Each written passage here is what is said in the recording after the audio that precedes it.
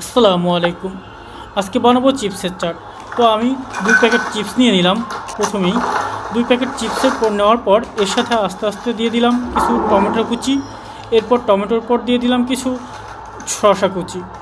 শসার পর দিয়ে দিলাম কিছু কাঁচামরিচের কুচি। এরপর দিয়ে দিলাম কিছুটা পেঁয়াজ। এরপর দিলাম ধনিয়া পাতা। তো ধনিয়া পাতা দেওয়ার পর আমি দিলাম একটু তেঁতুলের কাঠ। তেঁতুলের কাঠের পর দিয়ে দিয়েছিলাম চাট মশলা। তো চাট মশলা অ্যাকচুয়ালি যে কোনো খাবারে অ্যাড করলেই অনেক বেশি টেস্টি হয়ে যায়। এরপর আমি দিয়েছিলাম টমেটো ক্যাচাপ।